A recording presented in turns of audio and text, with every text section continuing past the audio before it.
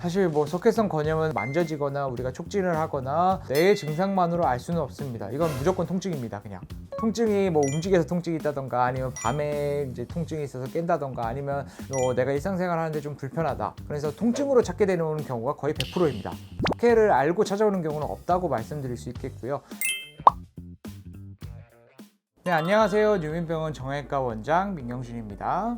네, 오늘은 대표적인 어깨 질환 중에서 하나죠. 석회성 건염에 대해서 말씀을 드리고자 합니다. 네, 석회성 건염이라고 하면 잘 모르실 수도 있는데 그냥 어깨에 석회가 있습니다 라고 말씀드리면 대부분 잘 아십니다. 그만큼 이제 많이 보편적이 된 질환인데요. 석회성 건염은 일단 단순하게 말씀을 드리면 어깨에 칼슘이라고 하는 그런 덩어리가 끼는 질환을 말씀을 드립니다. 그 칼슘 결정이라고 하는데요. 이런 칼슘 결정이 힘줄, 회전근개 쪽에 많이 끼는 경우가 많은데, 그러면서 이제 여러 가지 자극을 일으켜서 통증을 일으키는 질환이 석회성 건염이라고 말씀을 드릴 수 있겠습니다.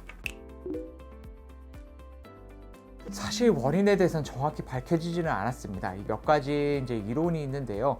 요즘 가장 많이 받아들이고 있는 것은 원래 잘 힘줄 세포로 재생이 되어야 되는 게 노화가 돼서 세포 재생이 잘 되지 못하던지 아니면 다쳐가지고 그 부분이 계속해서 이제 찢겨가지고 석회로 재생이 되던지 뭐 어찌됐든 간에 힘줄이 석회가 된다, 이렇게 이해하시면 될 것 같습니다. 왼쪽과 오른쪽 중에서 오른쪽이 훨씬 더 많이 발생한다고 알려져 있고 양측으로 발생하는 경우도 한 15%에서 20% 정도 된다고 알려져 있습니다. 통풍이 있으시거나 갑상선 저하증이 있으신 분들은 좀 더 활발하게, 즉 일반인들보다 거의 1.5배에서 2배 정도 확률적으로 많이 나타난다는 연구 결과도 많습니다.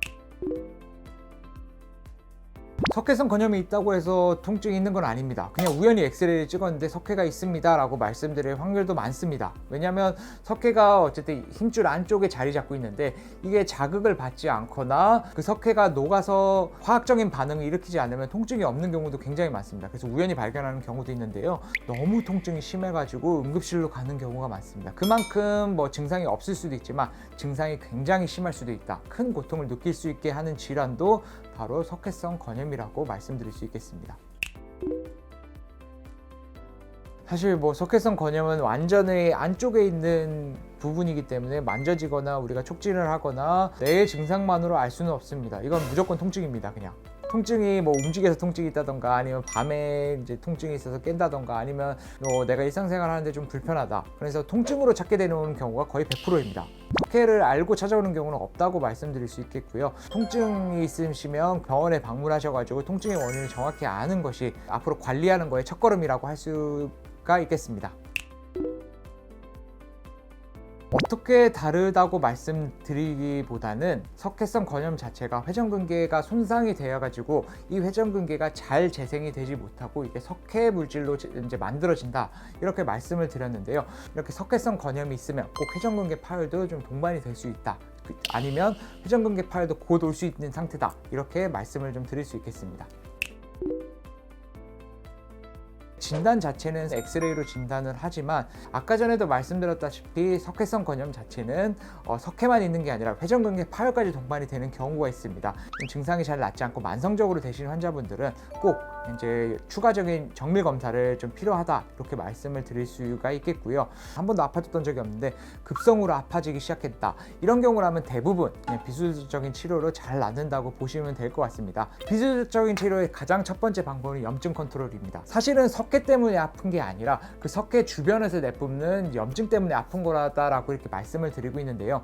염증 컨트롤을 하는 방법은 첫 번째는 주사, 두 번째는 이제 먹는 약, 세 번째 같은 경우는 여러 가지 충격파 치료를 통해서 염증 컨트롤을 할 수 있겠는데요. 그 중에서 이제 소염제나 주사 치료 같은 경우에는 통증이 심한 경우에는 꼭 필요로 합니다. 왜냐하면 가장 확실하게 염증을 가라앉힐 수 있는 수단이기 때문에 그 두 가지는 꼭 초반에는 좀 병행을 하셔라, 이렇게 말씀을 드릴 수가 있겠고요. 그러면서 이제 해볼 수 있는 방법이 우리가 흡입술이라는 걸 해볼 수가 있습니다.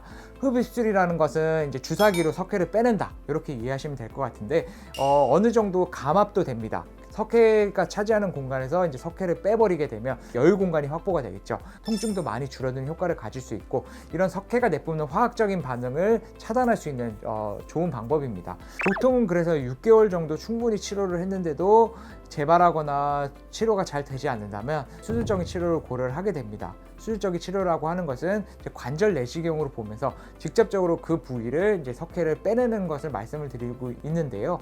20분에서 한 30분 정도 걸리는 간단한 시술이지만 어찌됐든 간에 그런 방법으로 석회를 제거할 수도 있다라는 것은 환자분들께서도 꼭 알고 계셔야 될 것 같습니다. 네, 대부분 석회는 자연 치유가 됩니다.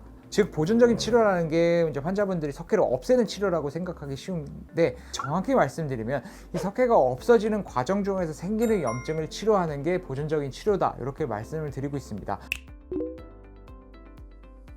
우리 어깨의 3대 질환이라고 할 수 있을 정도로 환자분들이 많은데요. 내 어깨에 뭐 석회가 발견됐다고 해서 너무 걱정하실 필요는 없으실 것 같고, 전문의와 잘 상의를 해가지고 그런 치료 프로토콜에 대해서 잘 이제 관리를 해주시면 문제없이 일상생활을 즐길 수 있지 않을까라고 생각하고 있습니다. 지금까지 유민병원 정형외과 원장 민경준이었습니다. 감사합니다.